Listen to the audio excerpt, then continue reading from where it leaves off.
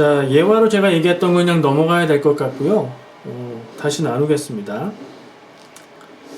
지난주 말씀을 얘기하고 시작했어요. 지난주 말씀은 마가복음이었고 복음의 시작이라는 표현을 우리가 생각했고요. 그렇죠? 세례 요한의 사역을 이야기했었죠. 오늘도 세례 요한의 사역부터 소개하는 부분이고요. 요한복음 1장. 그리고 세례 요한을 이야기하면서 무슨 얘기로 시작하냐면 우리가 읽은 본문의 내용은 어떤 사람들이 요한에게 와서 너 누구냐? 당신은 누군가? 너의 정체는 무엇이냐라고 묻는 내용입니다. 세 번을 질문하는데 세례 요한의 대답은 세 번 다 나는 그렇지 않다. 그 대답을 생각하면서 제가 나는 아니다 라는 제목을 정한 거예요. 첫 번째 물었던 질문은 조금 예상과는 다르게 우리가 읽은 본문에는 대답부터 나오거든요. 대답에서 뭐라고 하냐면 첫 번째 대답은 나는 그리스도가 아니다 라고 대답해요. 그러면 질문은 뭐가 돼야 되죠? 너는 그리스도냐? 라는 질문이어야 되겠죠. 근데 질문이 그렇지가 않아요. 질문을 우리가 본문에서 찾아보면 뭐라고 얘기하냐면 네가 누구냐라고 묻습니다. 네가 누구냐라는 질문에 세례 요한은 나는 그리스도가 아니다 라는 이상한 답을 합니다. 지금 우리가 이렇게 읽을 때는 이상하게 느껴지지만 전반적으로 이해해보면 상황을 알 수가 있는 그런 말이고요. 두 번째 그리스도가 아니라고 하니까 그렇다면 엘리야인가? 라고 묻습니다. 세례 요한은 엘리야도 아니다. 왜 엘리야라고 물을까요? 그리스도, 엘리야라고 어쨌든 차례대로 묻고 있습니다. 그러니까 세 번째 또 묻습니다. 그렇다면 그 선지자냐? 라고 물어요. 자, 그 선지자는 뭘까요? 그가 중요해요. 왜냐면 영어의 정관사 더하고 같은 의미예요. 이 그 선지자는 아무 선지자나 얘기하는 게 아니고 누군가 언젠가 이야기했던, 그러니까 아마 성경에 나왔던 그 선지자겠죠. 그 예언되었던 어떤 특정한 선지자를 얘기하는 겁니다. 이걸 조금 설명을 해볼게요. 이 세 가지 질문들. 어쨌든 이 세 가지 질문에 대해서 다 세례 요한은 그거 아니다 라고 대답을 했고, 그러면 뭐냐? 우리가 파견을 받아서 이 사람들은 사내들인 공회에 파견을 받고 조사 나온 사람들이거든요. 가서 보고해야 되는데 그럼 너 도대체 누구냐? 라고 물어요. 세례 요한에게 그렇게 물으니까 세례 요한이 나는 이사야의 말씀에 기록되어 있는 것처럼 주님의 길을 곧게 하라고 광야에서 외치는 자의 소리다 이렇게 대답을 합니다.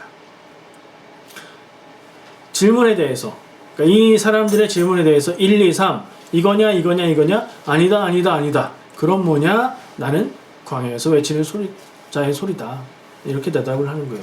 그러니까 세례 요한이 대답하려고 했던 세례 요한이 자신이 누구나 생각하는 정체성은 주의 길을 곧게 하라고 광야에서 외치는 자의 소리, 이것인 거고요. 이 말씀에 너는 누구냐? 그리스도가 아니다. 그럼 엘리야냐? 엘리야가 아니다. 그럼 그 선지자냐? 그 선지자 아니다. 라는 이 대답을 해온 것은 강조법이에요. 점층적으로 단계를 거쳐서 아닌데 이상하다. 아닌데 이상하다. 아니라니까? 그럼 뭐야? 라고 강조하고 있는 거예요. 자, 세례 요한이 누구라고요?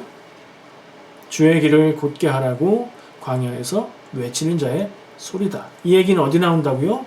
이사야서의 말씀에 예언되어 있는 이야기예요. 자, 이 세 가지 질문, 이 사람들이 물었던 세 가지 질문을 다시 생각해 볼게요. 왜 첫 번째 질문은 그리스도냐라고 묻지 않았는데 너는 누구냐라고 물었는데 그리스도가 아니다라고 대답을 했을까요? 그 질문이 그 뜻이라고 쉽게 생각할 수 있을 거예요. 너는 누구냐? 라는 질문을 하지만 속으로는 네가 그리스도냐? 라고 묻는 것이다 라고 생각할 수 있어요. 그리고 그것은 그 당시에 세례 요한의 사역이 아주 유명해지고 넓게 퍼져 있어서 사람들 사이에 저 세례 요한이 혹시 우리가 기다리고 있는 그리스도가 아닐까? 맞아, 저 사람이 그리스도야 라는 이야기들이 널리 퍼져 있었다는 얘기입니다. 그래서 이 사람들은 사내들인의 파견을 받고 조사를 나왔던 거고요. 그래서 묻는 것이기 때문에 네가 누구냐라고 물어도 그게 나는 그리스도가 아니다 라는 얘기로 자연스럽게 상황이 이해가 되는 거예요. 아마 이런 뜻이겠죠. 우리가 너의 소문을 듣고 왔는데, 조사를 나왔는데 네가 자칭 그리스도냐? 네가 스스로 그리스도라고 생각하고 그렇게 말했냐? 라는 질문일 거예요.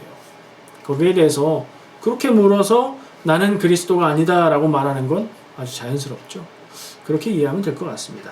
자, 두 번째 질문. 그러면 엘리야냐? 엘리야가 왜 나올까요? 엘리야 누구예요? 구약 성경에 나왔던 그 예언자 엘리야입니다. 아합 때 바알과 아세라 선지자들을 대항해서 사역을 했던 그 유명한 엘리야예요.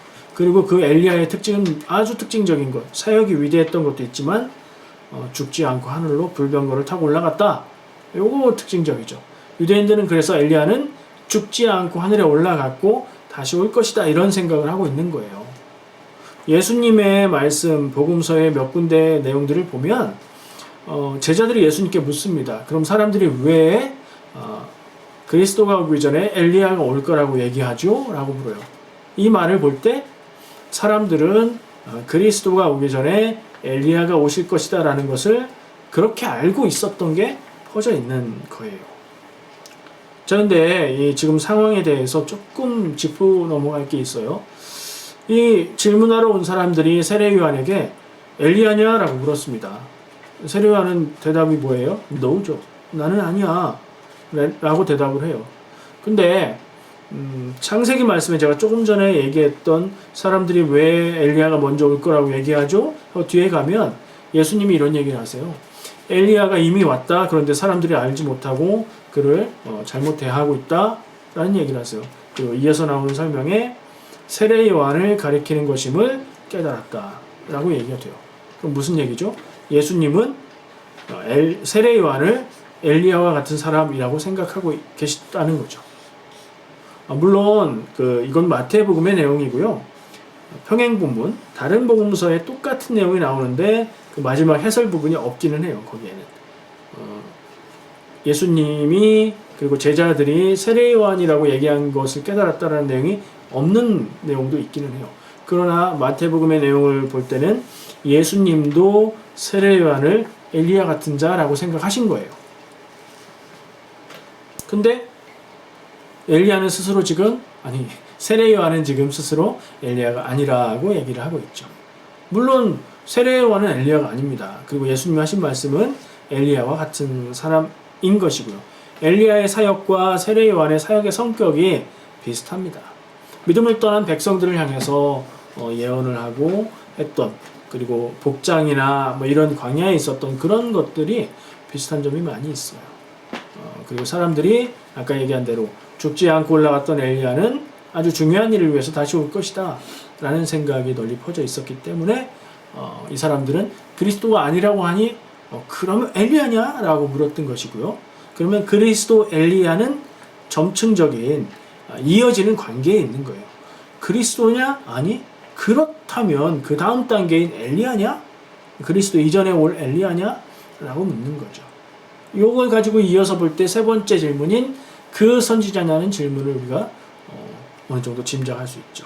그리스도, 엘리야, 그 선지자 연결되어 있을 것이고 어떤 단계적인 순차적인 질문이 될 것이다 생각할 수 있어요. 주석서들은 이 그 선지자를 모세가 신명기에서 18장 15절 말씀에서 모세가 예언처럼 나와 같은 한 선지자가 올 것이다 라고 얘기하는 부분이 있거든요. 그 선지자를 이야기하는 것이다 라고 해석을 다 합니다. 그리고 그 신명기의 말씀의 부분은 어떻게 이해할 수 있냐면 두 가지로 이해할 수 있는데, 첫 번째 나와 같은 선지자, 출애굽 백성들에게 모세와 같은 선지자, 하나님과 통하며 하나님의 뜻을 알고 하나님의 뜻을 선포하는 선지자, 그런 의미가 있고 그건 일반적인 선지자의 의미와 같죠. 그리고 두 번째로 나와 같은 선지자를 백성들을 구원할 자 그리스도로 연결해서 이것 역시 메시아를 이야기하는 것이다. 이렇게 두 가지로 해석을 합니다. 주석서들에서는 보통 이 뒤에 부분 메시아, 그러니까 그 선지자도 곧 메시아를 상징하는 말이다 라고 해석을 하더라고요. 근데 저는 두 가지 가능성 중에 선택을 한다면 앞의 내용일 것 같아요. 왜냐하면 그리스도, 그 다음 엘리야, 그 다음 그 선지자, 점층적으로 단계가 있는 것이라고 봤을 때는 하나님의 뜻을 전하는 선지자라고 이해하는 것이 그 단계에 맞는 자연스러운 흐름이라고 생각되기 때문이에요. 그러나 아닐 수도 있습니다. 어쨌든 세 가지 질문에 대해서는 아니다. 그럼 뭐냐? 라고 물으니까 광야에서 외치는 자의 소리다. 주의 길을 곧게 하라고 광야에서 외치는 자의 소리다. 세례 요한의 자기 정체성은 바로 그 부분인 겁니다. 자, 아니라고 얘기했던 세 가지 내용들을 같이 나누었고요. 광야에서 외치는 자의 소리다. 이게 무슨 이야기일까? 그리고 그렇게 말하는 그의 정체성은 어떤 의미일까를 생각해 볼 필요가 있습니다. 사람들의 질문했던 것을 우리가 생각할 수 있어요. 사람들은 질문을 하려면 그 질문하는 내용을 스스로 이해를 해야 되겠죠. 무엇을 묻는지 알아야 물을 거 아니에요. 그러니까 질문이라는 것은 곧 그 질문하는 사람이 알고 있는 수준을 드러내는 겁니다. 학교 다닐 때 아시잖아요. 질문해봐 그러면 모르는 사람, 공부를 안 한 사람, 내용을 모르는 사람은 질문을 할 수도 없어요. 궁금한 게 없으니까요. 그러나 예습을 했고 내용을 알고 있으면 이해되는 부분과 이해되지 않는 부분이 있어서 궁금해서 질문할 수 있죠. 왜 이런 얘기를 하냐면요. 이 예루살렘에 온 사람들이 세례 요한을 향해서 했던 질문은 무엇을 대변하느냐면 그리스도, 메시아, 구원자에 대한 그 당시 사람들의 생각, 그걸 드러내 보여주고 있다고 생각합니다. 그런데 그런 생각에서 나온 차례대로의 질문에 대해서 모두 다 아니야, 아니야, 아니야 라고 했던 세례 요한의 대답은 너희가 바라보고 이해하고 생각하고 알고 있는 그것이 진리가 아닌데, 내가 볼 때는 그것은 너무 편협하고 좁은 생각인데 그것은 너희들의 생각일 뿐이고 내가 대답해도 너희들의 그 생각의 틀로는 이해를 못해. 너희가 알고 있는 것은 극히 일부분이고 그거 참 하나님의 진리를 보지 못하는 그런 틀이야 라고 이야기하고 있는 메시지라고 생각을 해요. 근데 그게 어디서 나온 것일까요? 하나님의 말씀을 율법으로 생각하고 모든 말씀들을 중요하게 평생토록 연구하고 그 일만을 계속해왔던 성경 말씀을 연구하는 연구자들의 결론이에요. 그래서 이 사람들이 그리스도 메시아에 대해서 오실 것이다, 구원자가 오실 것이다 라는 것을 알고 있었고 언제 올 거다라는 생각도 가지고 있었고 어디에서 날 것이라는 것도 알고 있었고 생각하고 있었고 많은 어떤 그 체계를 세워놨어요. 근데 이게 저는 학자들의 어떤 함정이라고 생각합니다. 어떤 학문의 체계를 세우고 나면 그 체계 안에서만 통용되는, 이 학문 속에 들어가서는 말이 되고 의미가 있는 것 같은데 그 밖에 나와서 그 얘기를 들어보면 이게 도대체 무슨 얘기인지 현실하고 관계없는 이야기를 하는 경우들이 있거든요. 그런 현상이라고 생각해요. 유대인들은 하나님의 말씀을 중요하게 생각하고 거기에서 진리를 찾기 위해서 연구하고 또 연구했습니다. 근데 그 하나님의 말씀을 연구하는 그들의 지식과 생각과 틀과 기준이 자기들의 틀에서 나온 거예요. 하나님의 기준으로 하나님의 말씀을 보면 하나님의 뜻을 온전히 알 수 있겠지만 사람들이 이해하는 정도의 수준을 가지고 어떤 체계를 만들어서 하나님의 말씀을 이해한다고 하다 보니까 연구를 하면 할수록 거듭하면 할수록 이게 엉뚱하게 산으로 가는 거예요. 그리스도에 대해서 알고 있는데 공부해놓고 답을 가지고 있지만 그게 엉뚱한 겁니다. 단적으로 설명을 해볼까요? 그 당시에 사람들 기다렸던 그리스도는 어떤 분이었어요? 로마의 압제에서 유다를 해방시키고 정치적으로 군사적으로 해방시키고 주권을 회복하고 유다 왕국의 영광을 되살릴 그런 왕, 유대인의 왕을 기다렸던 거잖아요. 근데 하나님이 보내신 그리스도는, 예수님은 그런 거 하는 분이 아닌 거예요. 온 인류를 구원할 구원의 열쇠를 가지고 그 일을 감당하기에 오신 분인 거죠. 사람들이 바라보는 그리스도, 하나님이 보내신 그리스도가 말만 같고 이름이 같은 그리스도, 의미가 같은 그리스도지만 그 실체가 다른 거예요. 그러니까 그 다른 생각을 가지고 묻는 질문에 그리스도냐? 그건 당연히 아니지만 엘리야냐? 엘리야의 역할이 맞거든요. 아까 예수님의 얘기를 설명했던 것처럼 엘리야의 역할을 하는 게 맞아요. 근데 맞아, 엘리야의 역할을 하는 자가 나야, 나는 그렇게 생각해. 근데 그거는 무슨 뜻이냐면 이러이러하게 설명을 해도 못 알아듣는 거예요, 이 사람들. 왜냐하면 자기 틀 안에서 말을 하고 그 틀로만 받아들이기 때문이죠. 예수님이 말씀하셨죠. 새술은 새 부대에 담아야 된다. 그 말씀이 여기에 딱 맞아요. 그런 현상이 지금 나타나고 있는 거예요. 이해할 수 없는 부분을 자기들의 이해 수준에서 질문하고 있고 그 답을 요구하고 있는 거예요. 세례요한은 답은 나중에 해주지만 그들의 틀 안에서 묻는 질문에 대해서는 거부하는 겁니다. 그것과 논의하고 그 틀 안에서 대답하고 이야기하기를 거부하는 거예요. 아주 직설적으로 간단하게 말하면 설명해줘도 못 알아듣잖아, 이 얘기입니다. 내가 설명하면 너희들은 엉뚱하게 알아듣고 엉뚱한 소리를 할 거잖아. 그러니 니들이 묻는 질문에 대해서는 no, 아니야. 그런 그리스도 아니고 너희들이 생각하는 그런 엘리야 아니고 너희가 생각하는 그런 그 선지자 아니라고 라고 얘기하는 거죠. 그리고 말하기를 이 사람들의 틀에서는 전혀 그리스도 예언이라고 생각할 수 없었던 이사야의 말씀을 가지고 주의 길을 곱게 하라고 광야에서 외치는 자의 소리다 라고 얘기하는 거예요. 이것은 어쩌면 유대교와 기독교의 결별하는 어떤 관점의 차이라고 볼 수도 있습니다. 기독교인들은 신약 성경, 예수 그리스도, 구원자 예수님, 예수님의 십자가의 구원 이 틀을 가지고 구약 성경의 말씀들을 보고 해석하죠. 그러나 유대인들은 예수님을 선지자 중에 하나라고 여기기 때문에 그런 틀이 없어서 그냥 구약의 틀로만, 예전부터 이해해오던 틀로만 구약을 해석합니다. 물론 그 해석의 분량이 엄청 많기 때문에 기독교인들이 또 배워야 될 부분도 있긴 해요. 그러나 관점이 다릅니다, 완전히.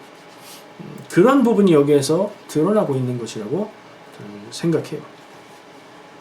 자, 이 세례요한이 자기의 정체성을 이야기하는 부분, 주의 길을 곱게 하라고 광야에서 외치는 자의 소리다. 이사야 40장 3절 말씀인데 이것은 자기 스스로 말하는 자기의 정체성이면서 이 정체성은 곧 자기 사명을 말하고 있는 거죠. 하나님에게서 받은 나의 해야 될 일, 나의 사명은 그리스도, 엘리야, 그 선지자 너희들이 생각하는 그런 거 아니고 주님의 길을 곧게 하라고 광야에서 외치는, 미리 예고하고 경고하는 그런 역할이다. 자기 사명으로 연결됩니다. 정체성은 곧 사명으로 연결되는 거예요. 그래서 설교와 말씀을 나누는 중에 정체성 얘기를 자주 하는 겁니다. 자, 여러분들에게 물어보겠습니다. 여러분은 여러분 스스로를 누구라고 생각합니까? 답을 해보세요, 생각으로. 제가 늘 말하는 사명으로 사는 인생이 이런 세례 요한의 모습과 일치합니다. 사람들이 세례 요한을 대단하게 여깁니다. 실제로 그의 사역은 대단했고 전국적으로 영향을 미쳤어요. 그러나 세례 요한의 사역의 참 의미를 다 알고 이해하고 찾아오는 사람들은 없었어요. 그를 그리스도라고 여겼던 것이 그 증거인 거죠. 사람들이 아무리 그리스도라고 환호해도 그럼 결국에 어떻게 되는 거예요? 구세주 그리스도 십자가로 그게 아니잖아요. 사람들이 기대하고 원하고 있는 그리스도는 왕이 되실 분, 유대인의 왕이 되어서 우리를 회복시키실 분이었잖아요. 왕으로 세우겠다는 이야기예요. 거기에 대해서 아니라고 거부하고 있는 겁니다. 이게 쉬운 일일까요? 많은 사람들이 너야말로 우리의 대표가 돼야 돼. 네가 회장이 돼야 돼. 네가 최고야. 네가 대통령이 돼야 돼. 네가 권력자가 돼야 돼. 우리가 다 너를 밀어줄게. 너는 할 수 있어 라고 얘기한다면 여러분, 나는 그런 사람 아니야 라고 잘라 말할 수 있을까요? 유명세, 유명해지는 거 좋아하는 사람이 많습니다. 유명해져서 명예를 얻게 되는 거 싫어할 사람 없습니다. 이 유명세와 명예는 무엇으로 이어지죠? 재물로 이어집니다. 인간 세상에선 그래요. 지금 세상에선 특히 더 그렇지만 과거에도 역시 그랬어요. 유명세를 타고 명예를 갖게 되면 그것은 재물로 이어지고 그것은 곧 권력으로 이어지는 겁니다. 사람들은 네가 왕이 된다면 우리가 다 너를 밀어주고 이 유다를 부강한 나라로 만들 수 있을 거야 라고 말을 하는 거지만 세례 요한은 그렇지 않아. 하나님의 뜻은, 하나님의 계획은 그렇게 되는 게 아니야 라고 거부하고, 그런 요청에 대해선 거부하고 자기의 정체성, 나는 그저 주의 길을 곧게 하라고 광야에서 외치는 자, 경고하는, 예고하는 자의 소리일 뿐이다. 자기의 사명을 그렇게 굳건하게 가지고 있는 사람의 모습입니다. 이렇게 정체성과 사명이 확실한 사람은 주변의 말과 소리에 흔들리지 않습니다. 너 큰일 났어. 너 이러다 망해. 라고 말해도 너희들은 그렇게 생각하겠지만 그것은 너희들의 생각일 뿐, 나는 하나님의 계획과 뜻대로 내 사명의 길을 간다 라고 생각하니까 흔들리지 않지요. 사명과 정체성을 바로 갖는 것이 그래서 굉장히 중요한 것이고요. 제가 기회가 있을 때마다 정체성에 대한 이야기, 여러분은 당신 스스로를 무엇이라고 생각하십니까? 라고 묻는 이유도 그것입니다. 정체성이 바로 세워진 사람은 사람을 보고 판단하고 생각하고 기준 삼지 않고 하나님을 바라보고 생각하고 판단하고 기준을 삼습니다. 그 자세가 서 있을 때에 세례 요한처럼 이렇게 명확하게 아닌 것은 아니고 이것은 이것이라고 말할 수 있는 사람이 되는 겁니다. 자, 이 정체성 문제를 얘기해 보죠. 우리 스스로 나는 나를 누구라고 생각하는가? 이름을 묻는 게 아니에요. 그죠? 나는 내가 어떤 존재라고 생각하고 그래서 어떻게 살아가고 있는가를 묻는 거예요. 이것은 남이 나에게 묻기 전에 내가 나에게 물어서 그 대답을 가지고 있어야 되는 부분이에요. 그래야 내 인생이 확실하고 명확하게 길을 가지요. 하나님이 주신 사명을 발견하고 깨닫고 그 사명을 따라 살아가는 사람은 하나님의 가치를 따라 사는 사람입니다. 똑같은 인생이지만 어떤 세상적인 가치, 나는 부자가 되기 위해서 노력하는 사람이야? 혹은 나는 내 가족들을 부양하기 위해서 노력하는 사람이야? 혹은 나는 착한 사람이야? 나는 성실한 사람이야? 이런 생각들을 가지고 살아가는 인생의 가치는 하나님의 사명자의 가치와 어떤 혹은 세상의 가치를 가지고 살아가는 인생은 똑같은 능력, 똑같은 환경 조건 안에서도 완전히 다를 것이 분명하죠. 상당히 부담스러운데 하나님의 사명을 내가 찾아서 그렇게 살아야 될까? 상당히 부담스러운 게 사실입니다. 하나님의 사명이라고 얘기하는 사람들은 보통 순교하든가 인생 고달프든가 그렇잖아요. 잘 살고 평안하고 이런 사람들 많지 않잖아요. 그죠? 우리는 어떤 길을 선택하고 있습니까? 우리는 교회 다니고 있고 우리는 하나님의 자녀라고 얘기하고 있고, 그리고 우리가 바라는 것은 하나님이 주시는 복을 받기 원하죠. 근데 그 복에 대해서도 오늘 사람들이 묻는 질문과 세례 요한의 대답이 엇갈리듯이 우리가 원하는 복은 세상에서 평화, 세상에서 부족하지 않음, 건강함 등인데 신앙에서, 믿음에서, 성경에서 이야기하는 복은 그것과 다를 수 있다는 것을, 아니 그것과 다르다는 것을 기억해야 됩니다. 세례 요한에게 이 유대교회에서 파견받은 사람들은 넌 누구냐? 네가 그리스도냐? 라고 묻습니다. 그리스도가 아니라니? 그렇다면 엘리야냐? 그렇다면 네가 그 선지자냐? 라고 묻죠. 우리에게도 질문합니다. 세상이 우리에게 질문을 합니다. 네가 그리스도인이냐? 네가 예수의 제자냐? 네가 믿는 사람이냐?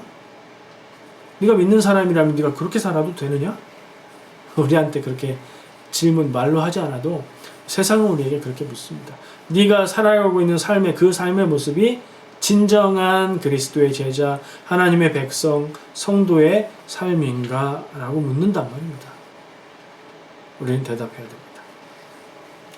그것을 묻는 세상의 질문은 성경도 모르고 예수님도 모르는 신앙적인 지식이 없는 질문입니다.